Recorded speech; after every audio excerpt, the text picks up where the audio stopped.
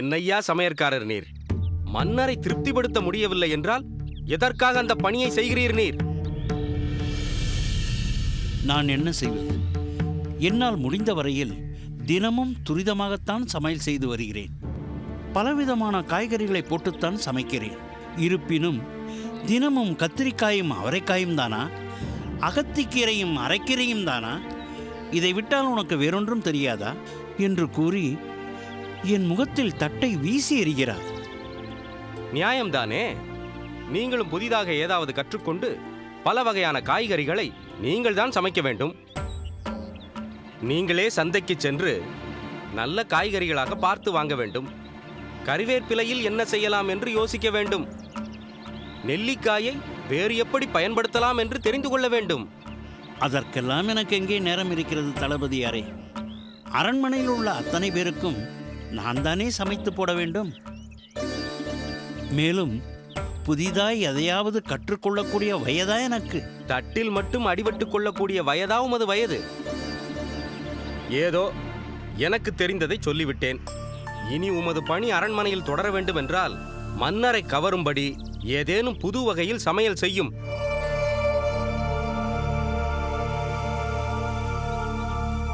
நில்லுங்கள்.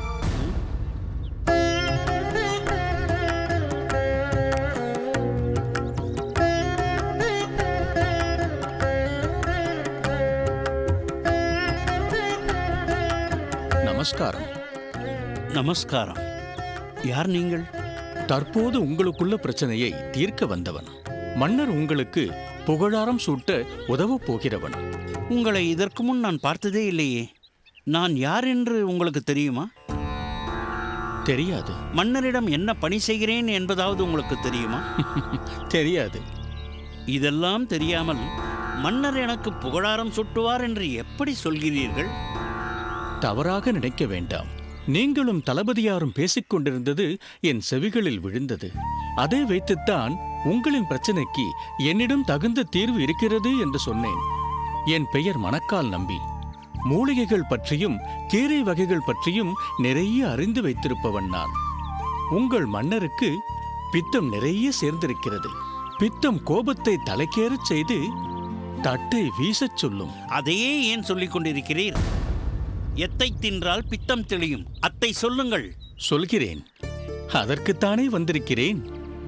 தூதுவளை என்று ஒரு கீரை கேள்விப்பட்டிருக்கிறீரா?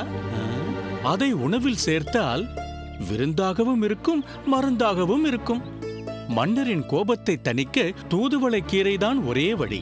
அந்த கீரை எங்கே கிடைக்கும்? அதை எப்படி பக்குவமாக சமைக்க வேண்டும்? இதெல்லாம் எனக்கு தெரியாதே. கவலையை விடுங்கள். அந்த கீரையை நான் கொண்டு வந்து தருகிறேன். அதை எப்படி சமைக்க வேண்டும் என்ற பக்குவத்தையும் நானே சொல்கிறேன்.